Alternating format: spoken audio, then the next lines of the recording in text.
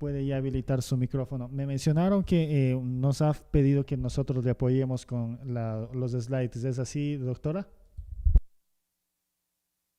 Está silenciado, disculpe su micrófono. Exacto, Ay, ahora la podemos escuchar. ¿ahí me escuchas? Sí, la podemos escuchar. Hola, hola, sí, pasen por favor mis diapositivas, ahí se las pasé a Dominga. Bueno, antes que nada, darles las gracias por la invitación, a todos los que nos están escuchando, por asistir, a Levens, por organizar este evento, y bueno, les pido disculpas por la conectividad, la verdad que no sé, trabajo con la herramienta Zoom, pero a veces me da estas sorpresas, así que lo siento mucho.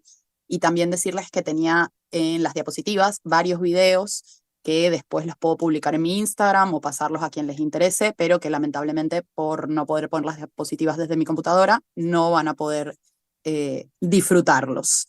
Pero bueno, sin más que decir, empecemos. Sí, solamente nos estamos tomando unos minutos por acá hasta que se nos puedan estar cargando los slides que le había facilitado Ah, mi bueno, compañero. ningún problema, ningún problema. Mientras se termina de cargar tal vez esta parte de aquí, ¿nos podría ir adelantando un poco de qué es lo que vamos a ver dentro de su charla, por favor? Sí, por supuesto. Sobre todo les voy a ir adelantando un poco lo que sería la primera parte de la charla para irnos tal vez un poco directo al grano. Lo que voy a estar charlando en el día de hoy es sobre las enfermedades que son muy comunes debido a la alimentación. En primera instancia, quiero compartirles un poco sobre lo que es el metabolismo, hacer un breve repaso de fisiología para los colegas. Entiendo que es un congreso de especialización, sin embargo, sé que hay personas que estaban interesadas en asistir, aunque no fueran del rubro de la veterinaria, pero bueno, es un poco un repaso sobre las vías metabólicas y repensar lo que aprendimos en la carrera para poder ayudarnos a cambiar o mejorar nuestros paradigmas, ¿sí? Por ejemplo, una de las primeras diapositivas que ahora va a aparecer, les iba a charlar sobre un estudio que se hizo en Inglaterra. En Inglaterra tienen seguros para animales y es más fácil como registrar los datos, ya que las personas se encargan de subirlos y hacer un metaanálisis.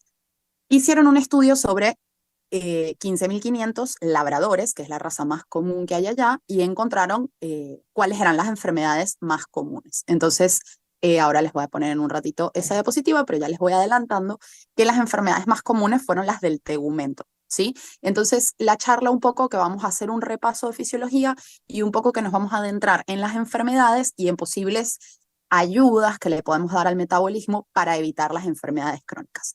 Hay un montón de enfermedades que se le ocurren a los veterinarios cuando uno habla de enfermedades eh, producidas por el alimento. Entonces, por ahí lo primero que ocurre es pensar en, bueno, déficit de taurina en el gato, porque lo vimos en la facultad, nos lo acordamos, hipervitaminosis, que les tenía un excelente video de esto, típico también de los gatos que les dan de comer menudencias, como se le dice acá en Argentina, al hígado de pollo o a otras vísceras. Entonces, como esos eran sobras y era típico que se le daban a los animales, es algo que por lo menos a mí en la facultad mis profesores me decían, nosotros siempre veíamos hipervitaminosis A, pero desde que los animales empezaron con las dietas comerciales ya no lo vemos más. Y tiene mucho sentido porque las dietas comerciales están, entre comillas, lo que se le dice balanceadas. Recordando que balanceado significa que cumplen con las sugerencias de AFCO y de NRC, que son las entidades que, valga la redundancia, sugieren lo mínimo que debería tener. Bueno, la charla se llama Principales enfermedades generadas por una mala alimentación. Yo soy Sandra Lorena Vázquez Pinochet, veterinaria de la UBA, especialista en nutrición y dietética animal y creadora del programa Club de Carnívoros. Yo trabajo casi todo lo que es nutrición de manera online, entonces eso también se los quería decir, tanto por si tienen dudas, derivaciones y para animarlos, que hay ciertas cosas dentro del rubro veterinaria que no nos impide trabajar con las fronteras, sobre todo si se trata de terapias que puede llevar a cabo el tutor con la guía de un veterinario. Así que esta diapo la pasamos. Muy bien. El estudio de los perros viven menos, que mostró las conclusiones sobre que los trastornos más frecuentes en estos labradores estudiados eran otitis externa, sobrepeso, por supuesto, degeneración de las articulaciones, enfermedad periodontal, lipomas, conjuntivitis, prurito, impactación del saco anal, piodermia, alopecia, pododermatitis, otitis. Entonces, lo que quiero redundar en esto, que como les había dicho, es que la mayoría de las enfermedades son del tegumento y son de un curso crónico, ¿viste? Son ese tipo de enfermedades que uno, bueno, prueba con corticoides, prueba con cambio de dieta a un hipoalergénico y algunas otras cosas, pero nunca las vemos como un todo. Entonces, mi finalidad siempre es ver al paciente de una manera integral y no sectorizarlo por órganos o por sistemas. El paciente todo es un sistema que comparte un metabolismo y si uno de los engranajes falla, lo demás puede fallar. Siguiente diapositiva. Entonces, lo que vienen haciendo estas personas también en otro estudio es ver qué es lo que pasa con las diferentes vías metabólicas, por favor, siguiente diapositiva, con las enfermedades. Sí, sí, la pueden pasar, genial. Perfecto.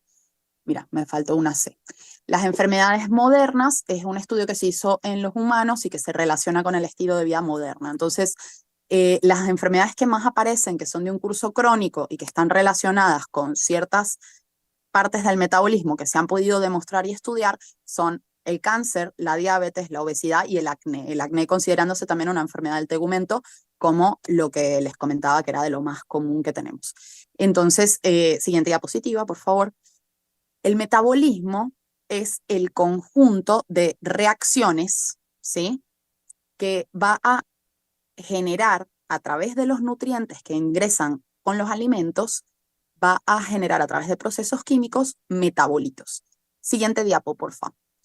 Estos procesos químicos ocurren dentro de un organismo vivo, entonces lo que sucede es que llega el alimento al estómago, como nosotros conocemos, ese alimento es digerido, es decir, se rompe en pequeñas partículas y luego tiene que producirse la absorción. Una siguiente diapo, porfa. Muy bien. Bien, perfecto. Esta es la del metabolismo. Acá había un videito muy lindo sobre cómo entraba el alimento. El alimento, a ver.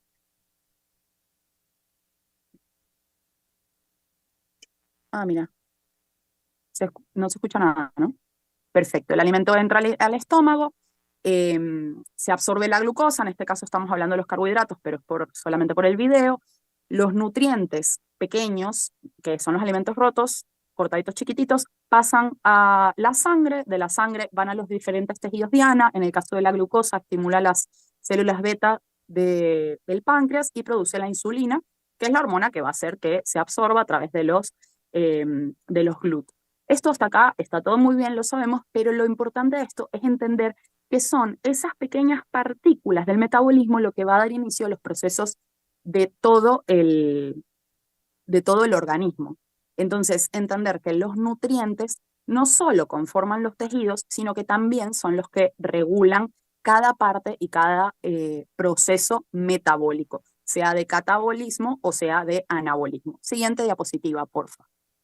Bien. Es importante, ahí está, muy bien. De izquierda a derecha tenemos digestión, nutrientes, la luz de los intestinos, el epitelio intestinal y el espacio intersticial y los capilares. Esto lo vimos en la carrera, pero básicamente lo que yo quiero que vean es que según este esquema, a través de la digestión, si la digestión es adecuada, se van a romper los alimentos en piezas más pequeñitas que van a estar en la luz intestinal y van a poder ser absorbidos a través de las células, ¿sí? Esto es en el estado ideal. Luego pasa al espacio intersticial, algunos se reconstruyen, como los ácidos grasos que luego de que se rompen se vuelven a reconstruir, y de ahí van directo al torrente sanguíneo, ¿sí?, a los capilares, que como sabemos esto va a intentar ir al hígado si todo está en perfectas condiciones. Siguiente diapositiva. Entonces, las mitocondrias son esas organelas que están dentro de la célula que son muy particulares. En primera instancia, su función principal es producir el ATP. Todos no sabemos esto de memoria. La mitocondria produce el ATP a través de la cadena respiratoria, les recuerdo por ahí de bioquímica, y tiene formas eficientes de producir el ATP y formas un poquito menos eficientes, ¿sí? Las funciones principales son producción del ATP, señalización del crecimiento celular, o sea, todo esto está relacionado con lo que quiero que llegar de las enfermedades metabólicas, porque cuando ellos producen el ATP y uno usa esa energía, se genera ADP o AMP y eso va a entrar en las vías de señalización del consumo energético. También trabaja en la homeostasis redox, porque obviamente que los radicales libres que se producen en la respiración celular, la mitocondria se hace cargo de esto. Interviene en la señalización oncogénica, porque la mitocondria es la que regula la expresión de muchos genes propios y otros genes de la célula. Interviene en la inmunidad innata, porque la mitocondria tiene un ADN propio que si sale al citoplasma induce la inmunidad y tiene otras formas de presentación de antígenos, ya que la mitocondria tiene un ADN diferente al del ADN celular propiamente dicho. Regula la autofagia, ya que la mitocondria es capaz de, cuando sale el ADN de la mitocondria al citosol, se produce la autofagia celular e induce y controla la apoptosis, ya que la mitocondria es la que produce la energía y con lo cual, si no está en buen estado, la célula tiende a apagarse y producir la muerte celular organizada. Siguiente diapositiva. Bien, recordemos brevemente que la mitocondria se supone, según las teorías más recientes, que la mitocondria proviene de un organismo, una célula procariota que fue fagocitada por una eucariota. Acá también hay un videito, si le hacemos clic arriba a la derecha, en el recuadro medio gris, ahí va a aparecer un video. Entonces, el ADN de la mitocondria pertenece, en teoría, a una célula distinta, no es el mismo ADN del núcleo de la célula. Y esto tiene muchas implicancias. ¿Por qué? En primer lugar, es circular, no tiene histonas, esto nos recuerda al ADN bacteriano, está separado del núcleo de la célula, es decir, que codifica para proteínas diferentes o similares, pero en diferentes momentos. Viene de línea materna, ya que los espermatozoides no tienen mitocondrias, y la mitocondria que recibe la F1 sería la perteneciente a la línea materna, y su replicación tiene menos controles. Entonces, si la mitocondria me falla, que es la fábrica de energía, va a hacer un uso menos eficiente de la energía y encima cuando se replica, que lo hace por fisión binaria, es decir, que lo puede hacer muy rápido, no tiene controles. Es decir, que si falla puede empezar a multiplicarse e inducir oncogénesis. Muy bien, siguiente diapositiva. Acá un breve repaso también de bioquímica. Yo sé que esto, bueno, por ahí lo vimos hace mucho tiempo, pero es solamente como para darle un contexto y entender al final, cuando tenemos un paciente sobre la camilla, qué tiene que ver con esto. En la parte celeste de abajo, dice que produce 36 ATP. Siguiente diapo, por favor. No sé si me llega tarde igual, no los quiero molestar mucho, pero bueno, por ahí no ha pasado. Bien. No te preocupes por el video, ahí estamos bien, con esto estamos bien. La respiración aeróbica es la que se produce en la mitocondria cuando el ácido pirúvico, en presencia de oxígeno, termina produciendo la fosforilación oxidativa con consecuentes 36 ATPs. Y como ustedes saben, el ácido pirúvico sin oxígeno, sin presencia de oxígeno, va a formar la fermentación y va a conseguir solamente 2 ATP. Entonces, lo correcto es que nuestros pacientes estén bien oxigenados, bien alimentados y que puedan producir efectivamente 36 ATPs con cada proceso de respiración de la mitocondria y no 2 ATP. Esto es muy importante porque cuando la mitocondria empieza a fallar, sigue trabajando, pero en vez de producir los 36 ATP, va a producir 2 ATP. Y esto me va a condenar, ya que si las baterías de la fábrica están mal, no va a haber energía para ningún proceso. Siguiente diapositiva. Bien, acá te voy a pedir clic en algunos momentos. Primero quiero que hablemos del anabolismo. El anabolismo está regulado por mTOR. mTOR es un complejo proteico que actúa luego de la aparición del fosfatidil inositol 3 quinasa. Entonces, ¿qué es lo que quiero que sepamos del mTOR? El mTOR es la vía del anabolismo. Anabolismo quiere decir que va a hacer la síntesis, que va a armar, de armar. Es inducido por insulina, es decir, un pico de insulina lo tenemos luego de la ingestión de alimentos ricos en carbohidratos y el factor de crecimiento similinsulina, que también es muy importante. El ejercicio, ¿sí? Porque cuando hace la ruptura de las células o cuando se comen proteínas, aminoácidos libres, esto también induce la formación de nuevas células, de nuevo tejido, la reorganización de las células y hasta la formación de vasos sanguíneos. Siguiente clic. Bien, entonces, ¿qué pasa? También tenemos la vía del catabolismo, que está regulada por AMP AMPK, que es la proteína quinasa activada por AMP. Recuérdense entonces que cuando yo uso el ATP, se descinde y como productos me puede quedar AMP y ADP, ¿sí? Entonces, el adenosín monofosfato me va a regular el catabolismo. Y la vida se trata de anabolismo versus catabolismo. Esto tiene que estar en perfecto equilibrio, no puede haber más de uno que del otro. Pero ¿qué pasa? El catabolismo es producido por ayuno, restricción calórica, exposición al frío, hipoxia y ejercicio. Y estos son estresores, ¿sí? Son estresores que tienen un efecto positivo porque eh, me producen el catabolismo. Y con el catabolismo, ¿qué es lo que pasa? La reparación celular.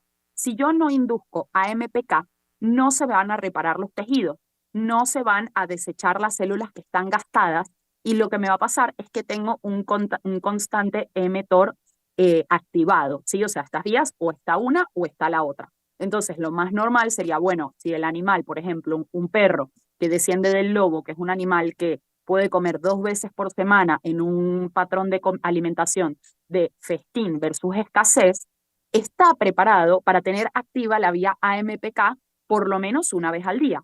Pero si esto lo contrarresto con un perro que come 3 veces al día, los 3 veces al día come un alimento que le genera un pico de insulina, voy a tener siempre la vía de mTOR activada. Siguiente diapositiva.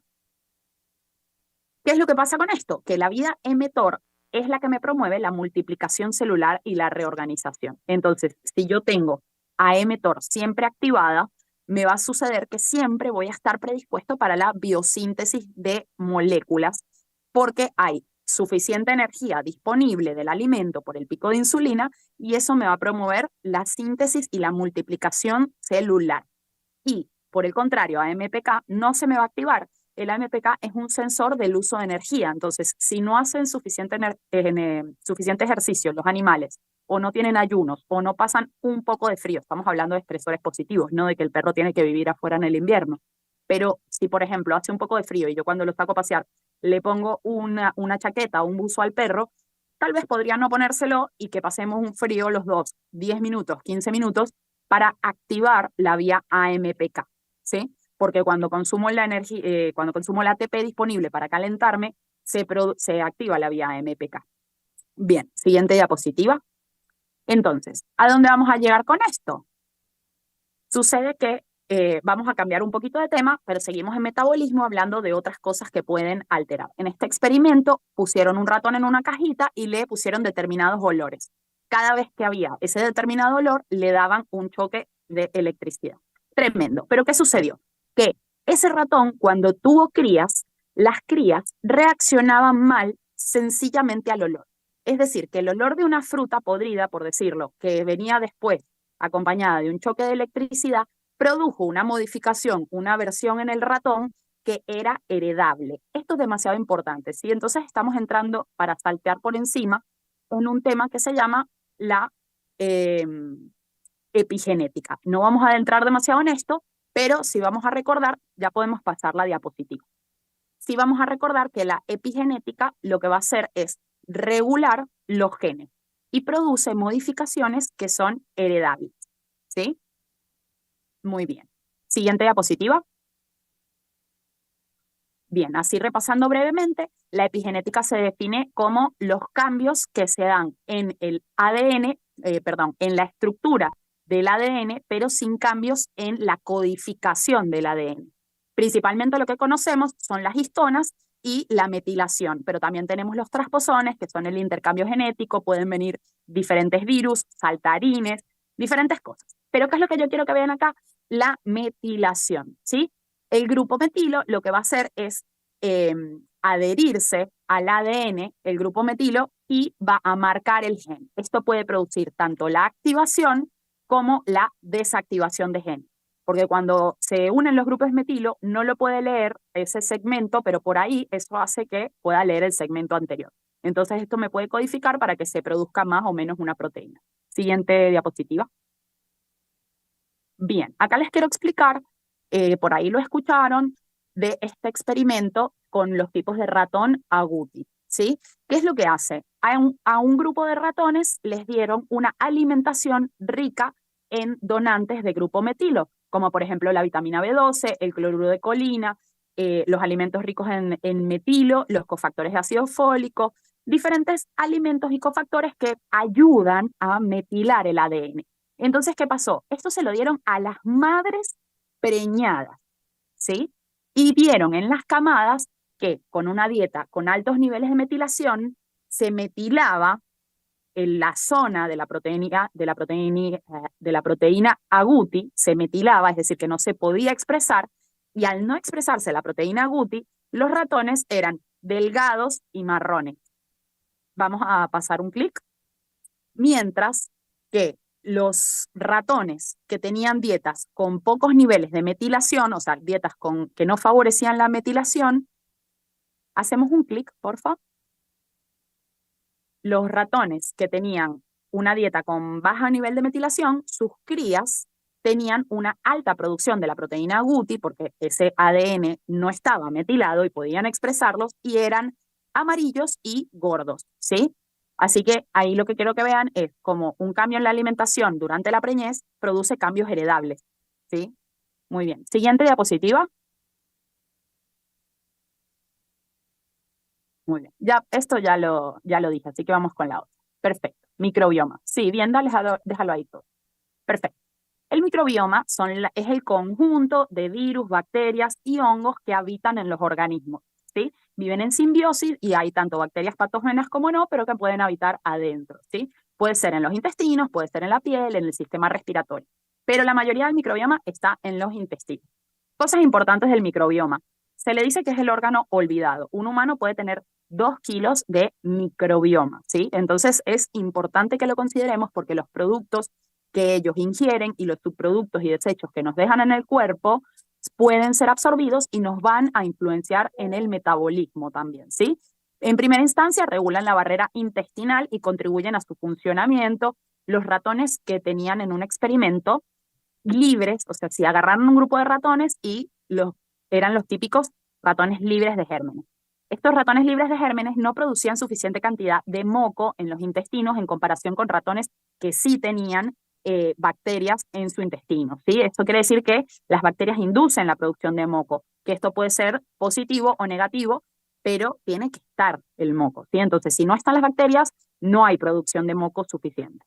Bien, también los péptidos antimicrobianos van a estimular el sistema inmune, entonces es muy importante que el microbioma estimule, ¿sí?, al sistema inmune. Esto también va a producir la presentación de antígenos por parte de las células dendríticas. Entonces, si no tengo bacterias en el intestino, puede suceder que las células dendríticas no puedan generar la tolerancia.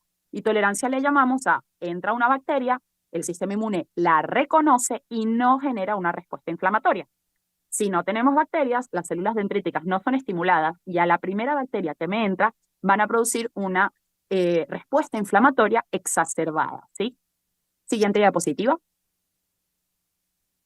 Muy bien, entonces no es lo mismo un animal que está viviendo en un apartamento que no tiene salida al exterior porque no le gusta pasear o no le gusta caminar o los dueños no tienen tiempo, que un animal que está en contacto con la tierra, con el pasto, con otros animales. Hay ciertas cosas que se han logrado vincular entre un microbioma variado y el asma, ¿sí? El parto natural, ya que la primera colonización de bacterias debe venir de la aspiración de los líquidos vaginales para que la colonización la produzcan bacterias adecuadas como los lactobacilos y no sean los estreptococos de la piel los primeros en colonizar, los estreptococos de la madre, en colonizar a las crías. La leche materna también es rica en bacterias y al mismo tiempo toma y coloniza con las bacterias de la piel y de la leche materna el intestino, ¿sí? Entonces, esto me va a influenciar, se evidenció que influencia en la presencia de asma. Bebés que han nacido por un parto de cesárea y luego no consumen leche materna, tienen un microbioma diferente a bebés por parto natural. Los colonizan los estreptococos y las levaduras en vez de tener la protección y barrera que ofrecen los lactobacilos de la vagina, ¿sí? Después, otros tipos de cuidados. En el caso de los animales, el uso de pipetas va a alterar el microbioma, el uso de antibióticos, el uso de productos para desinfectar el piso. Recuerden que ellos están acostados en contacto en constante contacto con el piso, entonces los afecta mucho. El ambiente rural versus un ambiente urbano o versus un ambiente de confinamiento total. Y por supuesto, la dieta moderna, ¿sí? De esto vamos a hablar un poquito más adelante. Siguiente diapositiva. Bien, acá vamos a hacer un breve repasito, ya estuvimos viendo del intestino, que uno siempre piensa en el intestino en los enterocitos. Los enterocitos son las células principales de la absorción, pero hay muchísimas otras células. El intestino tiene una función hormonal y una función del sistema inmune y del sistema nervioso, ¿sí? El tejido linfoide que vive en el intestino, llamado Galc, ocupa el 70% de las células del intestino, del sistema inmune. Y además, la serotonina que utilizamos en todas las reacciones, en toda la neurotransmisión en el sistema nervioso central, hay mucha parte de esa serotonina, el 90% de esa serotonina es producida por las células enterocromoafines del intestino, que ya ni nos acordábamos el nombre. Entonces, un intestino saludable va a tener 2 capas de moco, la mayoría de las bacterias va a estar cerca del lumen en la capa de moco externa, ciertos tipos de bacterias pueden habitar pegadas al ribete en cepillo de los enterocitos y este intercambio de material a través del moco va a intercambiar no solo alimentos. Las bacterias comen y producen ácido butírico, por ejemplo. El ácido butírico es alimento para los enterocitos y a su vez se absorbe a través del enterocito y es capaz de llegar a la sangre y alimentar el cerebro. Las bacterias producen un metabolito que se llama triptofano y el triptofano lo toma la célula enterocromoafín para formar la serotonina. Entonces, cuando yo les digo, oye, epilepsia, ¿se puede mejorar con dieta natural o se puede mejorar con dieta mixta? Mira, la verdad que sí, porque hay que ver si a ese animal no le están faltando las bacterias que producen triptofano. Siguiente diapositiva. Muy bien, perfecto. Para seguirles hablando de la diversidad, acá hicieron una comparación el microbioma en niños menores de 6 años entre Florencia, Italia, y entre Burkina Faso, África, donde en África tenían una dieta mucho más rica en fibra que en Italia. Y lo que encontraron es que efectivamente variaba mucho la población de bacterias. ¿Y por qué les traigo este estudio? Porque nuestra mayoría de pacientes tiene una dieta con un solo tipo de alimento. Perdón, no quiero decir ingrediente porque no es solo un ingrediente, ya que las croquetas o alimentos comerciales están compuestos de muchos ingredientes, algunos de mejor o de peor calidad, tienen diferentes agregados. Pero lo importante es saber que si les damos siempre la misma croqueta y no agregamos nada más, las bacterias que viven en el intestino van a sobrevivir solo las que son capaces de digerir ese alimento. Entonces, las bacterias aminolíticas, como por ejemplo las bacterias aminolíticas, van a sobrevivir mientras que las bacterias que comen celulosa, ¿sí? Que es la fibra, no van a sobrevivir ya que en esa dieta no hay celulosa. Entonces es muy importante que la dieta sea variada para poder promover justamente la variedad del microbioma que nos va a levantar el sistema inmune. Muy bien, siguiente. Perfecto. Muy bien, a ver, voy a pensar, adelantar un poquito. Ok. Voy a leer esta así nada más por encima porque hay muchas enfermedades que se vinculan con el microbioma, relación de la disbiosis, que es el sobrecrecimiento bacteriano en algunos lugares del intestino, las enfermedades autoinmunes, diabetes, enfermedad de Crohn, artritis, todas estas enfermedades han sido estudiadas y encuentran unas diferencias en el microbioma con respecto a pacientes sanos, ¿sí? Es muy importante que lo veamos y que lo entendamos, que el microbioma regula parte de nuestro metabolismo y por eso es tan importante. Siguiente diapositiva. Asimismo, está el... ¿Pasamos? Ajá, que voy a ir rapidito. Bien, hay un eje que se llama el eje microbioma-intestino. El eje microbioma-intestino-cerebro tiene que ver con esto que hablábamos de la regulación del triptofano, la dopamina, el ácido acético que cruza la barrera hematocefálica y alimenta el cerebro. Entonces, tengo un parcial mañana y resulta que tengo un montón de materia fecal blanda. Estoy que tengo que ir al baño porque estoy nervioso o se me fue el apetito. hay una interacción entre las bacterias y el sistema nervioso, ¿sí? No se olviden de esto y de los neurotransmisores. Así que denle de comer a sus bacterias, tomen sol y lleven a sus perros a tomar sol para que estas bacterias estén bien vivas y puedan modular el sistema nervioso. Siguiente diapositiva. Bien. Esta diapositiva es súper importante porque llegamos a la fase del intestino permeable. Los intestinos, como habíamos visto, absorben los nutrientes a través del enterocito, pero para eso las uniones estrechas tienen que estar muy bien armaditas y esas uniones estrechas son susceptibles a erosiones por el sistema inmune, a las bacterias, que si no hay suficiente producción de moco, las bacterias entran en contacto con los enterocitos y el moco está cubriendo, protege del tránsito de las bacterias a los enterocitos, ¿sí? Entonces, este constante intercambio y laceraciones que se producen con los alimentos, con las toxinas, con el glifosato, les voy a dejar una lista de los tóxicos que pueden producir intestino permeable. Y aquí quiero que diferenciemos dos cosas. Una cosa es la alergia alimentaria, que yo como nutricionista me llegan todos los perros derivados porque son alérgicos al pollo, y otra cosa es, y que te dicen son alérgicos al pollo porque tienen la piel roja, y otra cosa es una alergia alimentaria verdadera, que es la que se produce shock anafiláctico, es una reacción de hipersensibilidad tipo 1, ¿sí? Y está acompañada de problemas en la epiglotis, inflamación de la cara, son cosas más específicas. Mientras que la intolerancia o sensibilidad alimentaria son reacciones de hipersensibilidad tipo 2 o 3 y es algo crónico y tiene que ver con la ruptura de las uniones estrechas del intestino. Se genera una impermeabilidad intestinal y pasa, en vez de pasar los aminoácidos, pasan las proteínas y las bacterias y las toxinas al torrente sanguíneo. ¿Y qué pasa luego? Vamos a ver la siguiente diapositiva.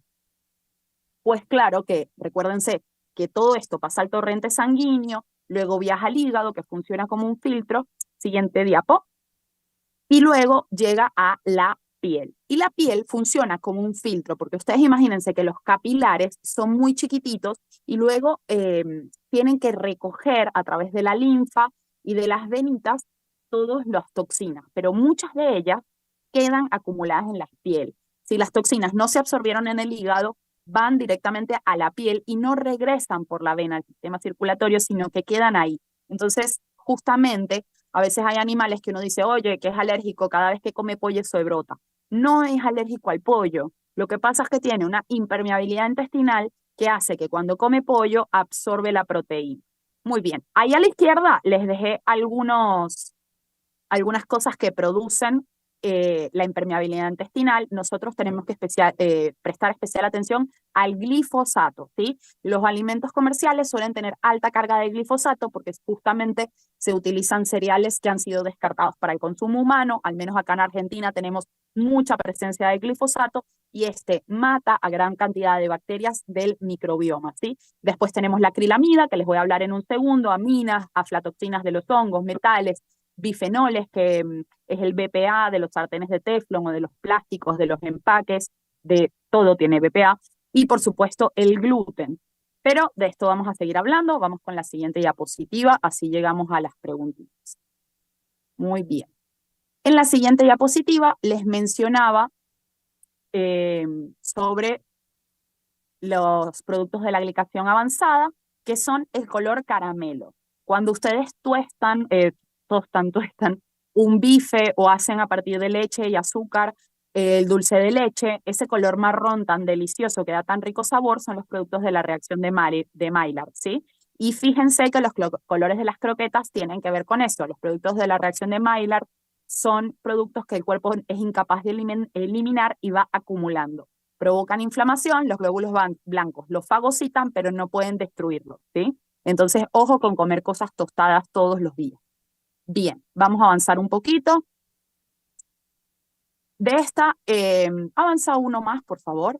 De esta solo les quiero decir que el efecto, la insulina y el cáncer están muy relacionadas, ¿sí? En el cáncer se considera ya una enfermedad metabólica, ¿sí? Llegamos a las enfermedades de la modernidad, la que más les voy a mencionar es el cáncer, porque las otras ya las conocemos, pero consideramos el cáncer una enfermedad metabólica porque principalmente se origina en la mitocondria. Entonces, si la mitocondria tiene un ADN que primero, la mitocondria está fallándole la energía. Se produce acidosis en ausencia de oxígeno porque el animal está mal alimentado, porque no hace energía o no hay biogénesis mitocondrial. No se forman mitocondrias nuevas porque no se induce AMPK. Entonces la mitocondria está vieja, empieza a respirar mal.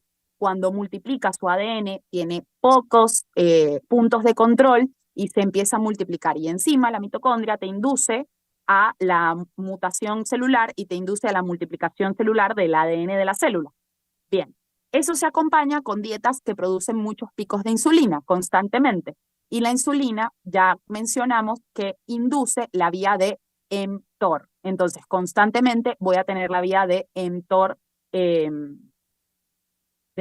encendida, que es la vía anabólica de construcción. No hay biogénesis mitocondrial y tengo mTOR activado. Se van a dividir las mitocondrias de una manera errada y la célula empieza a multiplicarse, ¿sí? Entonces, ¿cuál es la terapia? La terapia para el cáncer y para las enfermedades modernas es principalmente la dieta cetogénica, ¿sí? ¿Por qué? Porque el cáncer tiene un metabolismo muy antiguo. El cáncer es una célula poco evolucionada y diferenciada, entonces solo puede comer glucosa. Consume prácticamente 200 veces más glucosa que el resto de las células del organismo, y esto implica que si yo anulo la glucosa de la dieta, es probable que pueda inhibir el metabolismo de las células cancerosas. Y esto se logra con las grasas y las proteínas.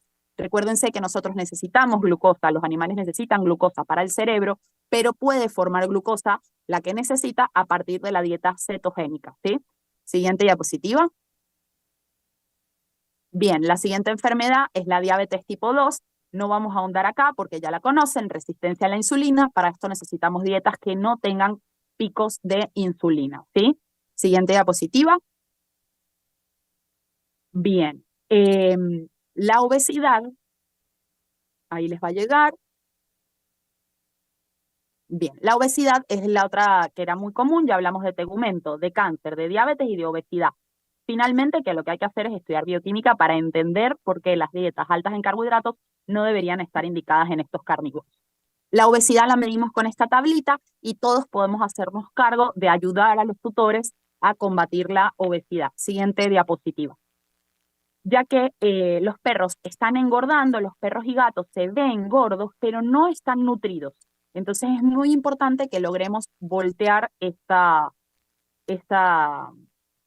proporción, ¿sí? Siguiente diapositiva. Muy bien, acá les presento dos pacientitos. A la izquierda hay un gato, pueden observar en esta radiografía, al lado del tórax, miren el grosor, ¿sí? Todo eso es grasa, y esta pacientita, Lara, que estaba prácticamente condenada por supuestamente ser hipotiroidea, no podía ni caminar esta muchacha, comía y estaba dormida, y a la vez estaba desnutrida, ¿sí? Entonces es un caldo de cultivo para todas estas enfermedades. Siguiente diapositiva. Pero nosotros con esta profesión tenemos la posibilidad de ayudarlos a los animales y a los tutores a mejorar la calidad de vida, ¿sí? Entonces, siguiente diapo, porfa. Bien, entonces, lo que sucede acá, esta perrita que les quiero mostrar, es una perrita también hipotiroidea. Fíjense, mira, me quedaron los carteles de antes y después al revés. Qué papelón. En la que tiene piso de madera, que es el después, y la que tiene piso de cerámico, en realidad es el antes, ¿sí? Perdónenme. ¿Qué sucede acá? Esta perrita vino a consulta, no bajaba de peso, estaba tratamiento para hipotiroidismo con levotiroxina. 3 años comiendo un alimento whey control y no bajaba de peso. Durante un mes, entre una consulta y otra, fíjense la diferencia que hay. La perrita no bajó ni 1 kilo en la balanza, pero fíjense la diferencia en la contextura que hay. Y esta paciente reemplazamos la mitad del alimento balanceado por alimentación casera, pollo, verduras y vísceras. Es decir, que no hace falta tanto para lograr una mejora en nuestros pacientes. Siguiente diapositiva. Vamos a pasar un par de diapositivas. Un par más. Estos son los beneficios de la dieta. No se los voy a resumir. Pasemos un poquito más. Muy bien. Entonces, el perro viene del lobo gris, que es el Canis lupus, y llegamos al Canis lupus familiares. pero fíjense que sigue siendo Canis lupus. La diferencia entre uno y otro es tanto genotípica como fenotípica, pero especialmente es en el fenotipo, es en la expresión de los genes. Los perros tienen 15.000 años con el hombre. Piensen que 15.000 años en tiempos evolutivos es muy poco. La diferencia que hay, obviamente, es la selección artificial que hubo y que producen más amilasa. Pero no quiere decir que producir más amilasa signifique que el almidón sea el alimento adecuado, ¿sí? Lo mismo los gatos, vienen del Felis silvestris libica y tienen un poquito menos de 15.000 años con el hombre. A diferencia del perro, no se sabe si realmente está domesticado porque se acercó para cazar los ratones. Siguiente diapositiva. Entonces, ¿qué es lo que quiero que vean con esto? Vamos a pasar la diapositiva, porfa. Bien. Preguntarnos si 40-60% de carbohidratos sería un alimento adecuado. El cambio que más le gusta a los tutores, aparte de que la materia fecal es más pequeña cuando incluyo algunas proteínas naturales, es que los animales tienen más energía, ¿sí? Especialmente los gatos gordos y los perros que no se mueven, tienen más energía, rejuvenecen, ¿sí? Al comer un alimento húmedo que les permite cambiar su metabolismo, ellos lo sienten enseguida, ¿sí? Y por supuesto que vamos a pasar a la siguiente diapo, que les voy a mostrar unos videitos de enfermedades que se producen por la mala alimentación. ¿De acuerdo? Recuérdense que siempre se puede cambiar el 20% de la dieta comercial por ingredientes naturales y no más. Si cambian más del 20%, tienen que concurrir a un nutricionista o informarse ustedes para poder asesorar a los tutores. Siguiente diapositiva. Bien, en el video de la izquierda les pongo estos videitos porque no son enfermedades metabólicas de las que veníamos hablando. Hoy en día son menos comunes. Este es un paciente con hipervitaminosis A, ¿sí? La tutora le daba comida casera y le daba un día pollo y otro día hígado. Hígado como único alimento, obviamente que no es una dieta natural adecuada. Pero les pongo estos videos porque es justamente con estos videos que yo le agarré miedo a la dieta casera en la facultad. A ver, ¿le puedes poner pausa y ponemos el otro video? Y acá tenemos un video de lo que sería una degeneración retiniana. Fíjense las dos rayitas que van a aparecer allá en el fondo de ojo. Esto tiene que ver con la falta de taurina en los gatos. Otro motivo por el cual le tenemos miedo a la dieta casera. Los gatos no pueden comer pollo hervido con arroz, pero no significa que tenemos que tener miedo, solamente tenemos que aprender el requerimiento de taurina para poderles mejorar la calidad de vida. Encima, estas dos enfermedades se producen en menos de 2 meses. Pero no son las más comunes, no son las enfermedades de causa alimentaria más comunes. Las enfermedades de causa alimentaria más comunes son las que ya hablamos, aparte obviamente de los cristales urinarios, ¿sí? Bien, siguiente diapositiva. Así que,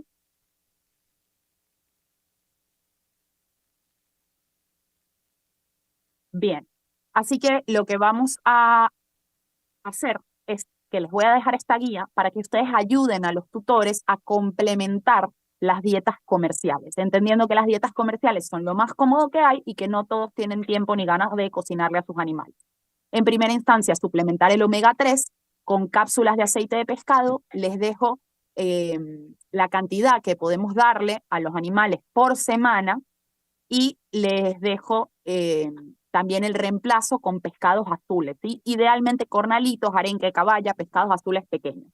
También podemos sumar huevos de gallina por semana, 1 o 2 en caso de gatos, y ahí tienen la escala según el peso de los animales. Hígado de res, hígado de pollo. Con esa cantidad, 30 gramos por semana. Por gato no les va a dar una hipervitaminosis A y van a estar levantando mucho las dietas comerciales, especialmente en pacientes con anemia, en pacientes que tienen un requerimiento energético elevado o que justamente vienen de un proceso de enfermedad que les ha generado emanciación. Otras vísceras, por supuesto, riñón, páncreas. La páncreas es excelente para los problemas digestivos, el vaso para los problemas del sistema inmune y de la sangre, el riñón y los sesos tienen omega 3, es un espectáculo.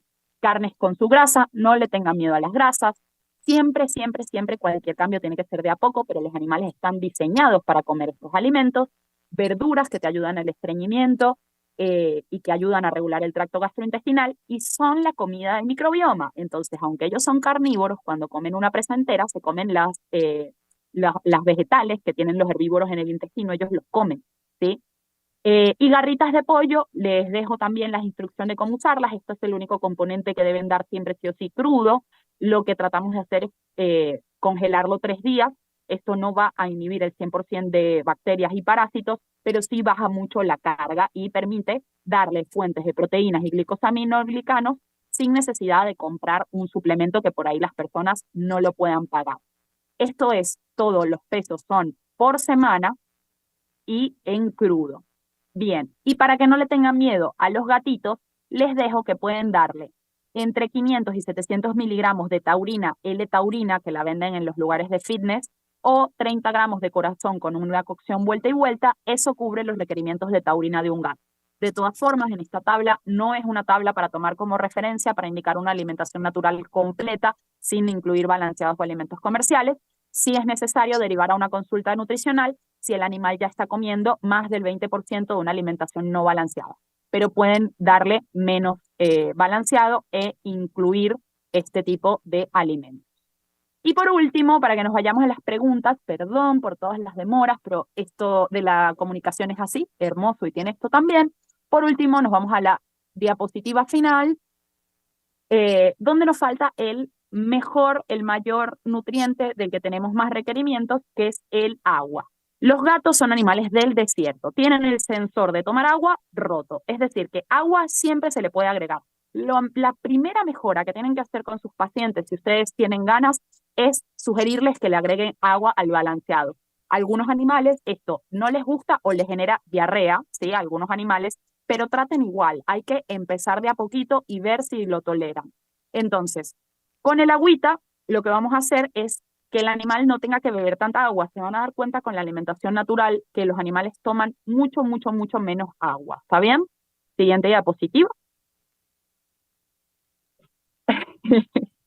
Voy a respirar un poquito. Muy bien, ya llegamos al final de esta charla. Lamento no haberme podido explayar en la parte de metabolismo, quise cumplir con todo lo que les tenía preparado. Y bueno, ahora escucho las preguntas, no sé si nos van a dejar, tenemos pocos minutos, pero me avisan cómo seguir. Doctora Sandra, muchas gracias por su valioso aporte que nos ha entregado durante esta jornada de capacitación. Y sí, tenemos varias preguntas que nos han dejado precisamente nuestros participantes a lo largo de su presentación. Michelle nos dice, en términos de densidad calórica de gramo por cada 1000 kilogramos, ¿cuál es el valor que se utiliza para un perro adulto en dieta de mantenimiento sin historial de enfermedades? Para proteína, grasa, carbohidrato, fibra. Claro, bueno, lo que pasa es que es un poquito difícil contestarte esa pregunta porque es muy general. En realidad las dietas se arman personalizadas para cada animal y yo uso un software que lo arma. Lo que hacemos es que no existe un término general porque en realidad depende de la edad del animal, ¿sí? O sea, si el animal va a tener un requerimiento calórico diferente si tiene 8 años que si tiene 1 año. Va a tener un requerimiento diferente si es un deportista que si es un animal que vive dentro de la casa. A rasgos generales, lo que te puedo decir es calcular porcentaje del peso vivo, que en un perro de 20 kilos vos usas un porcentaje de peso vivo cerca del 2,5% en rasgos generales, y si es un perro muy joven puedes usar un 3% del peso vivo. Pero no, las kilocalorías en rasgos generales no lo podemos trabajar así, al menos yo no lo trabajo así. Muchas gracias, doctora. También dice, en cuanto a contaminación cruzada en la alimentación cruda, ¿cómo abordamos este tema con los tutores? Muy bien. La contaminación cruzada es súper importante que las tengamos en cuenta. Quiero que se planteen dos posibilidades. Dos posibilidades de nosotros actuar. Si nosotros nos llega un cliente a consulta y nos dice que quiere dieta cruda, que lo vio en Instagram, y ustedes lo que hacen es bajarle la presión y decirle, eso está todo mal, bueno, es un cliente que vamos a perder, ¿sí? Porque no se va a sentir acompañado con nosotros. Entonces, lo que es muy importante es que estudiemos la bromatología y podamos explicar los beneficios y los riesgos de cada tipo de dieta. Y digo de cada tipo de dieta porque nadie le explica a los pacientes que tienen gatos que darles una alimentación seca es el principal factor que se relaciona con la producción de cristales, una de las enfermedades más comunes, y siendo la uretrostomía la cirugía de emergencia que se realiza más comúnmente en gatos. Entonces, Una alimentación cruda tiene riesgos de contaminación cruzada de parásitos y de bacterias. ¿Cómo manejamos la contaminación cruzada? Con educación. El alimento de las carnes crudas tiene que estar separado del alimento que está cocido o que está listo para consumir, o verduras, frutas que no se vayan a cocinar. Lo mismo tiene que suceder en el freezer. Tienen que aprender los tutores a respetar los tiempos de congelación para disminuir la carga bacteriana. Pero de todas formas, lo importante acá es la educación, que se laven las manos, que laven el platito de comer todos los días, independientemente de que sea crudo o cocido, que laven el platito y que utilicen tablas para las carnes crudas diferentes a las tablas de cocinar las verduras, ¿sí? De todas formas, también es importante, enfoco mucho en la educación, porque no es recomendable ponerse en riesgo con familias que tienen niños menores de 5 años o personas inmunosuprimidas, o sea, personas embarazadas, porque el riesgo de contaminación cruzada puede poner a la familia, no a los perros principalmente, pero sí a los humanos, en contacto con bacterias. Acá en Argentina tenemos mucho síndrome urémico hemolítico, entonces con esto hay que ser bien estrictos. Y para esto no hay que bajarles la persiana de la alimentación cruda, sino explicarles cuáles son las posibles consecuencias y cuáles son los posibles beneficios. Muchas gracias, doctora. También nos preguntan por acá, nos dice, buenas noches, ¿en algún perro que presente alergia en la piel, recomendarías una dieta de exclusión? Sí, por supuesto, la dieta de exclusión es clave. ¿Qué sucede? Yo nunca empiezo indicando cordero y papa, a menos de que ya hayan probado de todo. Lo primero que tienen que pensar es que cuando un animal sigue con reacciones en la piel y está comiendo un alimento hipoalergénico, no quiere decir que sea alérgico a alguno de los ingredientes que contiene un paquete, porque si el paquete te dice cordero, ustedes no se imaginen que la croqueta tiene un pedazo de carne de cordero. La croqueta tiene un pedacito de carne de cordero que se cocinó hace mucho tiempo, del que se hizo harina, al que se le agregó BHT y BHQ, al que se le agregaron estabilizantes. Entonces, no condenen a sus animales a pensar que son alérgicos. Yo lo primero que hago es arrancar eliminando el balanceado, por lo menos durante la primera etapa de 6 meses, y arrancas con pollo y calabaza. No mejora durante 3 semanas, si es muy fuerte, si empeora mucho, cambian antes, pero si se mantiene estable durante 3 semanas hasta un mes, pollo y calabaza. Segundo mes, cerdo y papa. Tercer mes, remolacha y cordero, y ahí van probando. Si durante ese mes se disminuye, se estabiliza, empiezan a ingresar de a un ingrediente, ¿sí? El huevo es un muy buen ingrediente, la clara de huevo, y generalmente me va bien también en las dietas de eliminación. Pueden usar de todo. O sea, los perros, para generarse, especialmente los perros, para generar una deficiencia nutricional pasa un tiempo. Entonces hay un margen de tolerancia para que esto lo puedan hacer ustedes en su clínica diaria con los tutores que son súper responsables y que van a ir todos los meses al control. Muy amable, doctora. También nos pregunta por aquí Marisol Miniaguano, nos dice, en sí, ¿cuál sería el alimento ideal para nuestros animales? 50 balanceados y 50 casera. Y también en perros que han tenido un cuadro de desnutrición, ¿cuál dieta me recomendaría para recuperarlo? Bien, entendamos que así como yo en mi filosofía no hay ni alimentos malos completamente, ni alimentos buenos, tampoco hay una dieta completamente buena y una dieta completamente mala. La dieta que tiene mayor cantidad y densidad nutricional es la dieta cruda modelo BARF. Es excelente nutricionalmente, los análisis son espectaculares, pero vos tenés que considerar siempre el estilo de vida de tu cliente. Si tiene un freezer para meter el alimento, si va a poder producir los alimentos, si va a sentarse a hacer las viandas o tiene el dinero para comprar carne. Acá en Argentina estamos en una crisis que las personas no están comiendo carne. Entonces sí, la dieta ideal es que le compren roast beef al animal, pero yo no puedo esperar eso de mis clientes ni pedírselo a todos. Los que pueden lo hacen. Entonces siempre tenés que adaptarte a tu cliente y acompañarlo. Lo que sí es que si me están escuchando, sepan que yo nunca recomiendo dar balanceado como único alimento. Tenemos que recurrir a él por una cuestión de comodidad y porque nos garantiza que los animales no van a morir por una hipervitaminosis A o por falta de taurina por una mala nutrición, pero sí desencadena enfermedades metabólicas. Así que la mejor alimentación, a mi criterio, la que más uso, la que más recomiendo de primera instancia, es una alimentación con cocción leve. ¿sí? Con cocción vuelta y vuelta de las carnes, que igualmente pido el tiempo de congelación. La cocción vuelta y vuelta de las carnes te elimina gran cantidad de bacterias, ya que estas están en la superficie de las carnes, salvo la carne picada, que para este tipo de dieta vendría siendo bien cocida, y sin ningún tipo de huesos carnosos, como ala de pollo o cogote de pollo, que solamente se pueden dar en el modelo crudo. Entonces, para los principiantes, yo elijo un modelo cocido con pocos ingredientes, por ejemplo, pollo, hígado, riñón y calabaza. Y arrancamos ahí. Una vez que la familia empieza a generar y a crear el sistema de armado de vianda, es ahí donde yo vengo a hilar más fino, les pido que cocinen un poquito menos, que suban el huevo, que sumen los cornalitos, ¿sí? Porque la gente es mucha información. Entonces, nosotros no queremos que la gente tire todo y diga, no, esto es imposible. Al contrario, queremos que 2 veces por semana le dé casero. 2 veces por semana ya le está cambiando la vida. Entonces, inciten eso. Una consulta, primo consulta, cachorrito, llega por primera vez, no le tenés que dar solo balanceado. Al contrario, cuando son cachorritos, todavía se está generando el microbioma y yo puedo favorecerlo dándole diferentes tipos de alimentos. Muchas gracias, doctora. También nos preguntan por acá, nos dicen, ¿qué opinas de la utilización de sal yodada para suplementación de yodo en dietas caseras? Me encanta esta pregunta. No le tengamos miedo a la sal y a los condimentos, ¿sí? El agua mineral, el agua de que tomaría un perro o que tomaríamos nosotros de un río, tiene un montón de nutrientes, ¿sí? De minerales y de microminerales. Entonces, es importante agregar minerales a la dieta.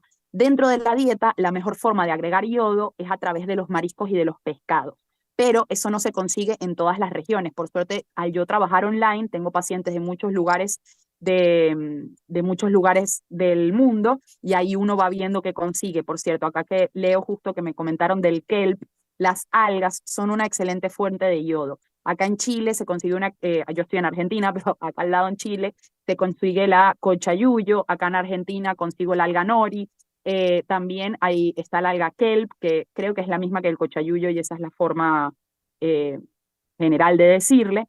Son buenas fuentes de yodo. Pero si no las pueden conseguir o es mucha información para el tutor, no pasa nada, que le agreguen una pizca de sal a la comida. No estamos hablando de salar la comida con una cucharada de sal, sino de agregarle una pizca. Y la mejor forma de que arranquen a darle un poquito de alimentación es que le compartan las sobras, pero hay que enseñarles qué sobras.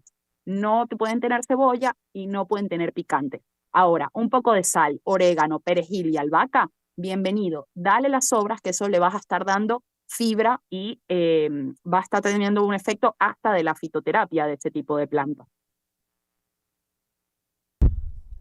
Muchas gracias, doctora. También nos mencionan por acá, ¿es óptimo la utilización de avena en la dieta de un perro con alergia? Bien, la utilización de avena en un perro con alergia. Mira, la verdad que óptimo no sería. De nuevo, no hay ingredientes que sean completamente malos y completamente buenos. Yo he tenido pacientes que después de probar todos los ingredientes naturales terminan digiriendo mejor un alimento digestivo de alta gama, ¿sí? La avena de ninguna manera forma parte de los ingredientes principales que sugiero que le den en la dieta a sus animales, especialmente si ya comen balanceado. ¿Sí? El tema es el equilibrio. Si ya comen balanceado, ya están cubriendo en demasía la cuota de almidón que ese páncreas y ese hígado pueden digerir. Entonces, bueno, más que digerir sería metabolizar. Entonces ahí no sumo avena. Ahora, si tienes una familia que no puede costear una dieta en proteínas como la carne o como las alas de pollo en caso de la dieta BARF, puedes probar e integrar avena o integrar arroz, ¿sí? Yo prefiero el arroz integral y la papa. Y está bueno que lo cocinen y armen las viandas y ese arroz o esa papa llegue a enfriarse, porque de esa manera produce menos índice glucémico, ¿sí? Los carbohidratos cocidos y enfriados producen menos índice glucémico, pero la avena y la pasta son carbohidratos que ya de por sí están altamente refinados, ¿sí? Entonces no son los más recomendables. Muchas gracias, doctora. Bien, de esta manera estamos llegando a la parte final. Quisiera pedirle un favor final, si nos puede apoyar con un mensaje para todas las personas que le estamos escuchando, por favor. Sí, por favor, cómo no. Primero darles muchas gracias, de nuevo disculpas, y celebrar este encuentro en el que estamos compartiendo cada uno sus experiencias. la verdad que es súper enriquecedor y que quiero decirles que en mi experiencia trabajando en nutrición, que es algo que ni siquiera vi en demasía en la facultad, he logrado trabajar con muchos pacientes, trabajar de una manera virtual, que era algo que desconocía para nuestra profesión, así que no me queda más que animarlos a que sigan metiéndole a sus proyectos personales y a lo que les gusta, porque este es un campo que crece día a día, que funciona porque todos los animales, todas las personas quieren tener animales y es altamente, o sea, es un mercado que está creciendo y que nosotros a través de esto, a través de la alimentación y los cuidados integrales de los animales, despertamos en las personas inquietudes que ayudan a mejorar la calidad de vida de toda la familia. Entonces está bueno a veces meterse un poco con estos paradigmas, apoyando que no sea un cambio de estilo de vida demasiado radical o que las personas se sientan mal y culpables. ¿Sí? Siempre es algo que no es para hacer sentir culpable a las personas, sino al contrario, para incitar a cambios de una mejor vida. Muchísimas gracias, doctor. Y también, como puede fijarse en los comentarios, ha llegado bastantes felicitaciones por parte de su charla, por parte de su exposición. También animamos a nuestros participantes a que puedan seguir a la doctora Sandra en sus redes sociales. La pueden encontrar como @betsandralorena. Doctora, qué gusto tenerla aquí con nosotros. Esperamos contar con su participación en futuros eventos. Muchísimas gracias. Que tenga una buena noche y un abrazo a la distancia. Muchas gracias a ustedes, los saludo a todos y que continúen muy bien con esta charla. Bien, queridos amigos, de